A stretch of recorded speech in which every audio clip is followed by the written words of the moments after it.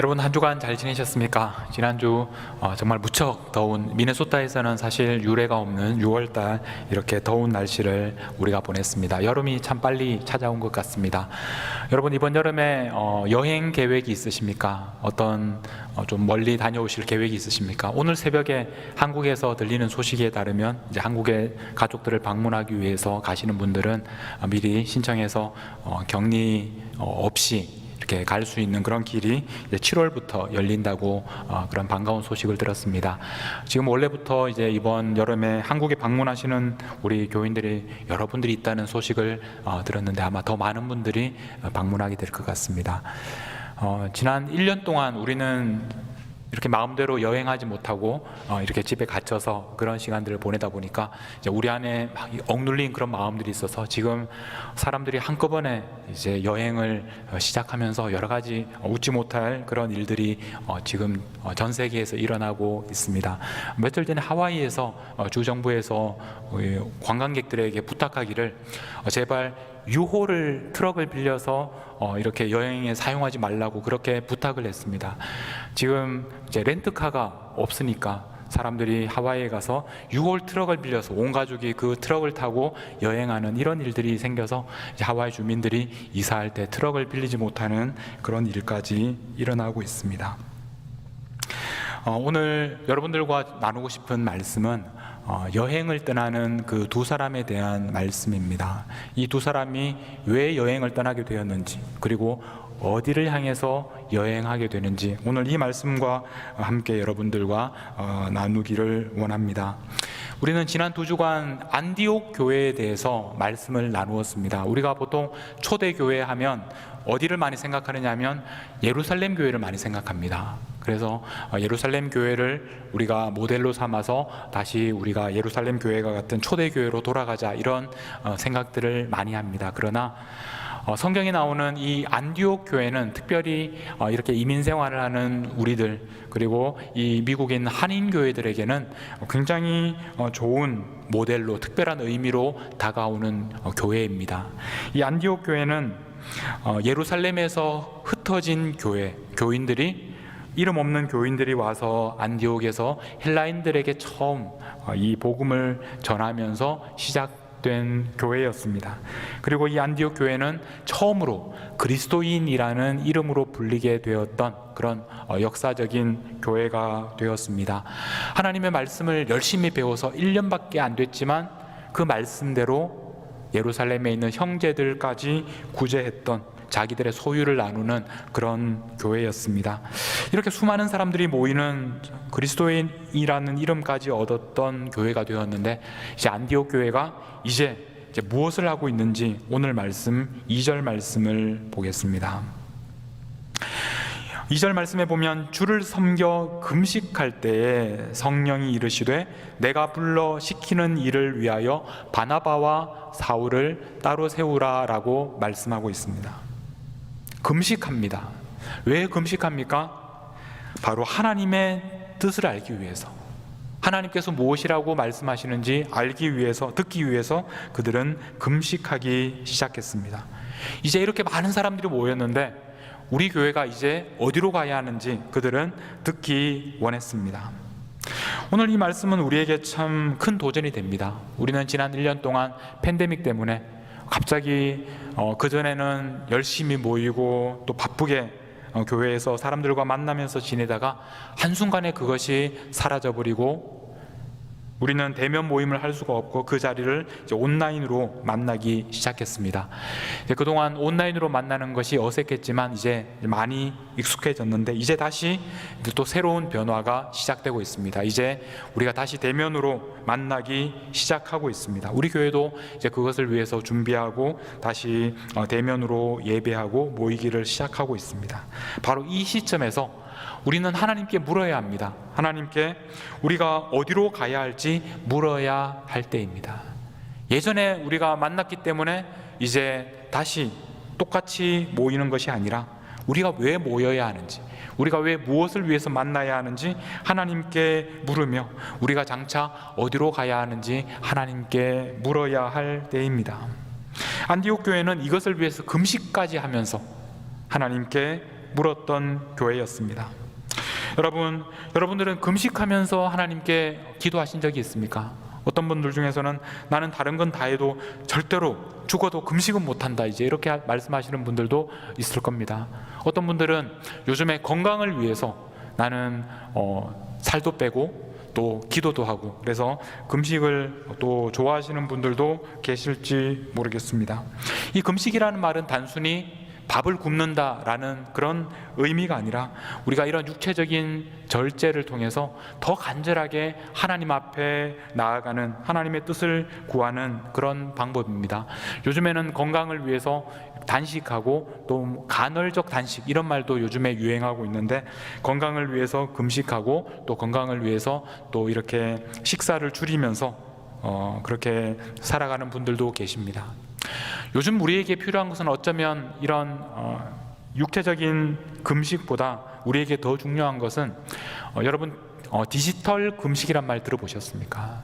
우리가 의도적으로 시간을 정해서 일정 기간 동안 이 인터넷과 이 SNS를 끊는 것, 그것을 우리 요즘에 디지털 금식이라고 그렇게 부릅니다. 우리는 사실 아침에 일어나서부터 밤에 잠이 들 때까지 손에서 핸드폰을 놓지 않고 계속해서 인터넷과 SNS를 통해서 수많은 정보들이 우리에게 들어오기 때문에 하나님의 말씀을 들을 그럴 시간이 우리에게 없습니다. 우리가 아이들에게 뭐라고 합니까? 제발 좀 게임하지 말라고, 또 인터넷 하지 말라고, 핸드폰 들여다보지 말라고, 그렇게 우리는 아이들한테는 잔소리를 하면서 정작 우리들은 우리의 손에서 핸드폰을 놓지 않습니다. 아침에 일어나면 여러분 제일 먼저 하시는 일이 뭡니까? 이제 핸드폰으로 알람이 요새는 많이 울리니까 이제 핸드폰 알람을 끄기 위해서 어쩔 수 없이 핸드폰을 잡을 수밖에 없지 않습니까? 근데 잡고 나서 이걸 그냥 놓지를 않고 그때부터 밤새 들어온 카톡 확인하고 또 이메일도 확인하고 네이버 뉴스도 확인하고, 이러다 보면 시간이 이제 훌쩍 가게 됩니다. 그러면 여러분, 하나님께로부터 여러분들에게 오는 그 메시지는 여러분 도대체 언제 확인하십니까? 우리는 너무 바빠서 하나님과 보낼 시간이 없습니다. 우리는 의도적으로 시간을 정해서 이 인터넷으로부터, 핸드폰으로부터 금식하는 그런 시간이 우리에게 반드시 필요합니다. 여러분, 정해진 시간에 이런 모든 것으로부터 자신을 단절하고 하나님 앞에만 오롯이 나아가서 그분의 음성을 듣는 그 시간이 여러분들에게 얼마나 필요하고 중요한지 모릅니다. 그런 금식하시는, 디지털 금식하시는 여러분들의 삶이 되시기 바랍니다. 여러분의 삶의 중요한 시간에 그런 시간을 마련해서 하나님과 시간을 보내는 그런 여러분들이 되시기를 바랍니다. 그래야 하나님께서 여러분들에게 말씀하시는 그 음성을 들을 수 있게 됩니다. 여러분, 우리가 개인적으로도 어디로 가야 하는지 하나님께 금식하며 물어야 합니다. 우리 교회적으로도 마찬가지입니다. 우리 교회는 정말 기도하는 교회가 되어야 합니다. 우리가 모일 때마다 기도하며 우리가 어디로 가야 할지 물어야 합니다. 목사인 저부터가 기도하는 목사가 되어야 하고, 우리 당회가 기도하는 당회가 되고, 우리가 모여서 회의를 할 때마다 그 회의를 우리의 생각이 이끌어가는 것이 아니라 성령님께서 이끌어 가시도록 우리는 기도하고 기도로 마쳐야 합니다. 목장마다 모일 때마다 기도하고, 우리가 이 목장을 통해서 어떤 목장이 되어야 할지 기도하는 그런 목장이 되어야 합니다. 안디옥 교회가 기도하며 금식하며 하나님의 뜻을 구했을 때 성령께서 하신 말씀은 내가 불러 시키는 일을 위하여 바나바와 사울을 따로 세우라, 이렇게 말씀하셨습니다. 바나바와 사울이 어떤 사람입니까? 바나바는 이 안디옥 교회가 세워질 때 예루살렘 교회에서 파송되어서 그들을 실질적으로 교회를 세우고 이끌었던 지도자입니다. 사울은 바나바가 다소에까지 가서 데리고 와서 그들에게 하나님의 말씀을 가르쳤던 그런 사람이었습니다. 교회의 두 기둥과 같은 이 바나바와 사울을 따로 세워서 이 성령께서 하시는 일을 위하여 그들을 보내시겠다고 말씀하고 있습니다. 안디옥에서 일하는 것도 중요하지만 하나님께서 생각하시기에는 하나님께서는 이 두 사람을 다른 곳으로 보내시겠다라고 말씀하는 것입니다. 우리는 여기에서 하나님께서는 안디옥 교회에도 관심을 갖고 계시지만, 그러나 하나님께서는 또 다른 곳에 관심을 갖고 계신다라는 것을 우리가 깨닫게 됩니다. 이 일을 위해서 안디옥 교회에 필요한 모든 사람은 여기 남고, 필요 없는 사람, 남는 그런 사람을 다른 곳으로 보내는 것이 아니라, 없어도 되는 그런 사람들을 파송하는 것이 아니라 안디옥 교회에서 가장 중요한 두 사람을 보내시겠다고 말씀하셨습니다. 그래서 그들은 그 성령의 말씀에 순종합니다. 자, 그들을 어떻게 보내느냐 하면 3절에 보시면, 이에 금식하고 기도하고 두 사람에게 안수하여 보내니라. 금식하고 기도하고 안수하여 보냅니다. 이번에도 금식합니다. 하나님의 뜻을 구하기 위해서도 그들은 금식했습니다. 그런데 이제 그들을 보내기 위해서도 금식합니다. 왜냐하면 이렇게 순종하는 것이 그들에게 너무나 어려운 일이기 때문에 그렇습니다. 하나님의 뜻을 아는 것도 중요하지만 그 하나님의 뜻대로 순종하는 것이 더 중요합니다. 그런데 하나님의 뜻을 안다고 해서 저절로 순종하게 되는 것이 아닙니다. 하나님의 뜻을 순종하기 위해서는 기도하고 금식하는 수밖에 없습니다. 예수님께서 겟세마네에서 그렇게 땀을 흘리며 피를 흘리며 기도하셨던 것처럼 우리도 날마다 금식하고 기도하지 않으면 우리는 하나님의 뜻에 순종할 수가 없다는 겁니다. 하루아침에 되는 것이 아닙니다. 오늘 아침에 기도하고 하나님의 뜻을 알고 그 하나님의 뜻대로 우리가 살 수 있는 것이 결코 아닙니다. 우리는 연약한 사람들입니다. 하나님의 뜻대로 살아가기 위해서는 우리는 날마다 눈물로 기도하며 금식하지 않으면 안 됩니다. 훈련과 연습이 필요합니다. 하나님의 일은 기도로 시작해서 기도로 끝나는 것입니다. 기도로 시작했다가 우리의 열심으로 끝나는 것이 아니라 기도로 시작했다가 끝까지 기도로 순종하는 것이 바로 하나님의 일입니다.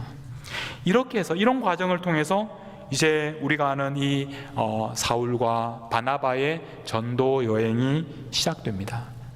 이 두 사람의 전도 여행을 시작으로 해서 안디옥 교회를 통해서 마케도니아와 또 온 유럽에 하나님의 복음이 전해지는 놀라운 역사가 일어나게 되었습니다.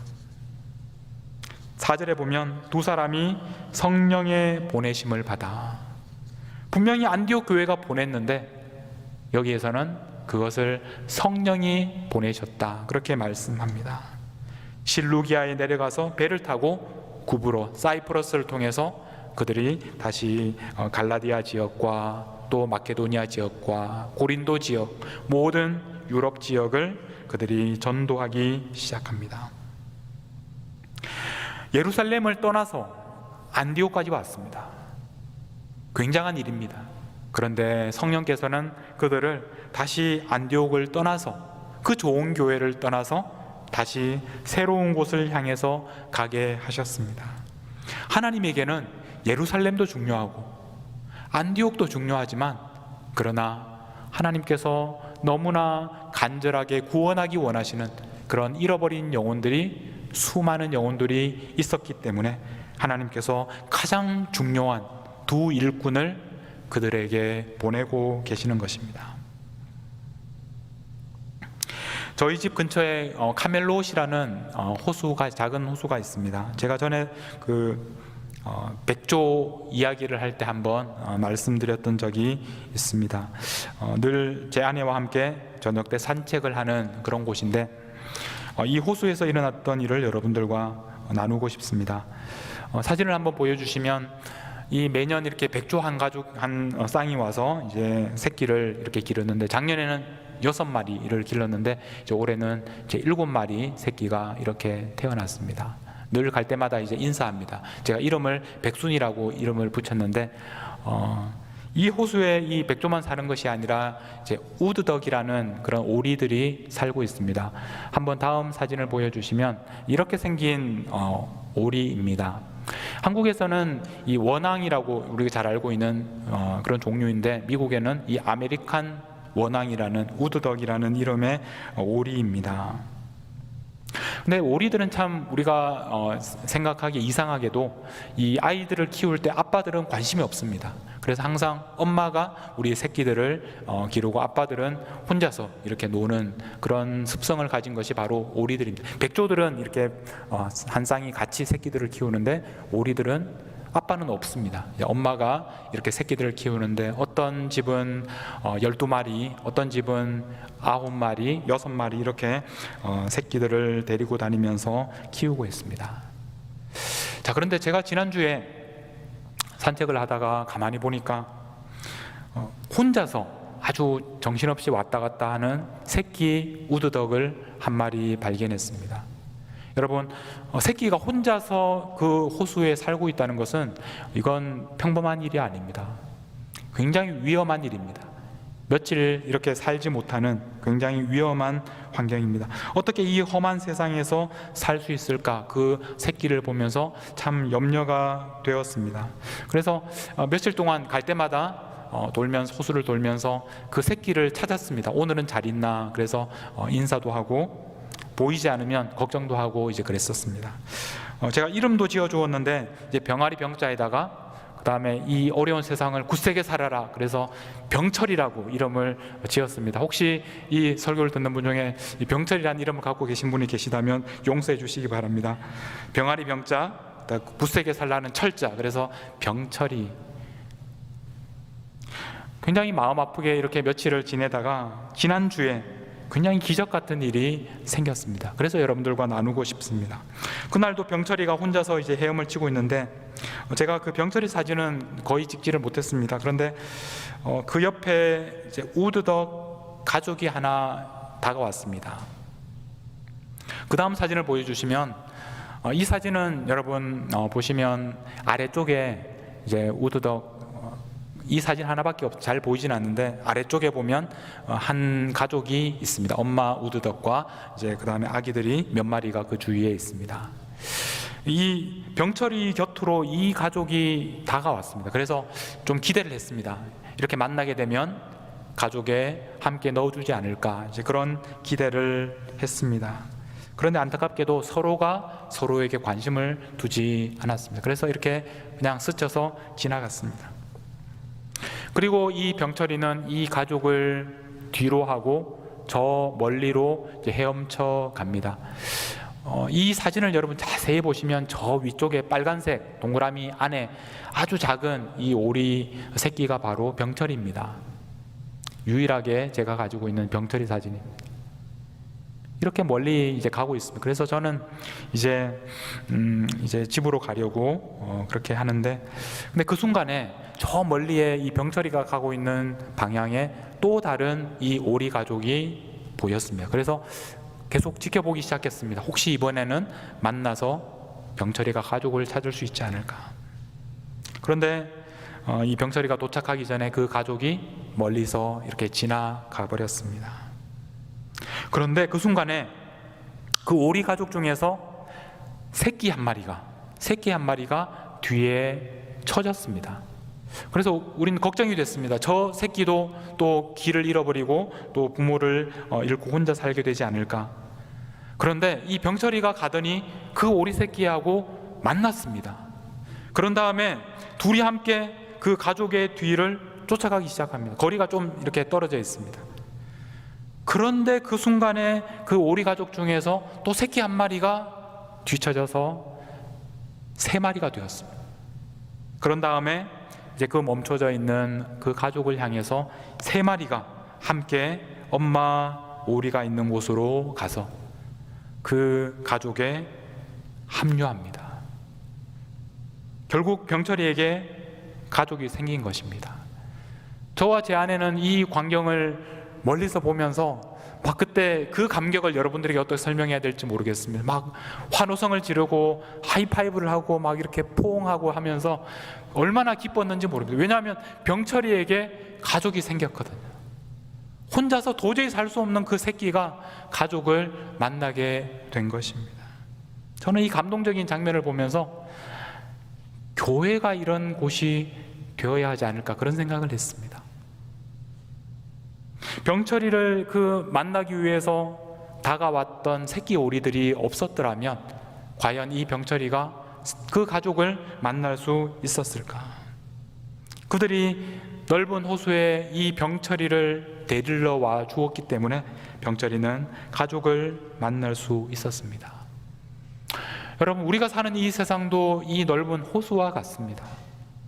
이 호수 안에는 어떤 사람들은 가족을 만났고 또 엄마와 함께 살고 있는 새끼 오리들도 있지만 병철이와 같이 홀로 어떻게 살아가야 할지 모르는 그런 모습으로 살아가는 수많은 사람들이 우리 주위에 있습니다. 하나님께서는 우리를 그들에게로 보내시는 것입니다. 하나님께서는 우리가 한 영혼을 찾기 위하여 하나님께서 보내시는 그곳으로 가기를 원하십니다. 여러분들은 지금까지 날마다 하나님께서 여러분들을 보내시는 그 보내심에 순종해서 여기까지 왔을 것입니다. 마치 바나바와 사울이 하나님의 말씀에 순종하여 안디옥까지 갔던 것처럼 여러분들도 여기까지 오셨을 것입니다. 이제 우리는 다시 한번 하나님의 뜻을 물어야 합니다. 하나님, 어디로 가야 합니까? 하나님, 우리를 어디로 보내십니까? 여기까지 왔으니까, 여기까지 순종했으니까, 지금까지 이렇게 순종하며 살아왔으니까 이제 됐다 이렇게 생각하지 마시고 이제 다시 한번 하나님께서 나를 어디로 보내시는지, 잃어버린 영혼들이 어디에 있는지 그 영혼을 찾기 위해서 우리는 하나님의 말씀에 순종해야 합니다. 오늘 우리는 이 안디옥 교회의 모습을 보았습니다. 수많은 영혼들이 모여서 아름다운 교회를 이루었습니다. 그러나 그들은 거기에서 만족하지 않고 금식하면서 하나님의 뜻을 구하기 시작했습니다. 그리고 그 하나님의 말씀에 순종해서 그 가운데 가장 중요한 두 사람을 보내서 잃어버린 영혼들을 구원하는 일에 사용했습니다. 여러분, 이제 우리는 어디로 가야 합니까? 우리 교회는 어디로 가야 합니까? 우리는 이것을 위해서 날마다 금식하며 하나님의 뜻을 구하고 기도해야 합니다. 하나님께서는 우리가 안디옥에 머물지 않고 다시 옛날로 돌아가지 않고 하나님의 말씀에 순종하여 아직도 주님을 알지 못하는 그 한 영혼에게 다가가기를 원하십니다. 우리 교회가 이번에 창립 30주년이 되는 해입니다. 그래서 우리가 이 30주년을 어떻게 기념할까, 또 그런 준비위원회도 만들고 또 당회에서 모여서 그런 의논들을 하다가 그 중에 한 가지 결정한 것이 뭐냐면 30명의 사역자, 30명의 이웃을 돕는 그런 후원하는 사역을 우리가 진행하기로 결정했습니다. 우리 교인들이 추천해서 30명의 사역자를 선발해서 그분들에게 1000불씩 3만 불을 후원하는 그런 사업입니다. 우리가 3만 불을 지금 이 어려운 시기에 교회에서 사용한다는 것은 무척 부담이 되는 일입니다. 그러나 우리가 이 30주년 하나님께서 우리를 이끄신 것을 감사하면서 우리끼리만 감사하는 것이 아니라 우리 주위에 있는 다른 이웃들과 함께 하나님의 은혜를 나누기 위해서, 그 은혜를 흘려보내기 위해서 30명의 사역자 이웃을 돕기로 이렇게 결정한 우리 당회와 우리 교회가 참 저는 자랑스럽습니다. 여러분, 하나님의 관심은 여러분 가정에만 있는 것이 아닙니다. 하나님의 관심은 우리 교회에만 있는 것이 아닙니다. 하나님의 관심은 우리 가정을 넘어서, 우리 교회를 넘어서서 지금도 길을 잃고 헤매고 있는, 엄마 없이 홀로 살아가는 그 병철이와 같이 홀로 있는 그 사람을 향하여 하나님께서는 지금도 관심을 가지고 계십니다. 그래서 우리를 그 잃어버린 영혼들에게로 보내시는 것입니다. 여러분, 여러분들이 살고 있는 그 안전하고 안락하고 편안한 안디옥에 머물지 마시고 하나님께서 여러분들을 보내시는 그곳을 향해서 나아가시는 우리 성도님들이 되시기를 축복합니다. 그리고 우리 교회가 안전하고 안락하고 편안한 곳에 머물러 있지 않고 한 영혼이라도 더 구원하기 위하여 그런 교회가 되기 위하여 나아가는 우리 교회가 되기를, 그런 우리 교회를 함께 만들어 가시기를 간절히 축복하고 주님의 이름으로 부탁드립니다.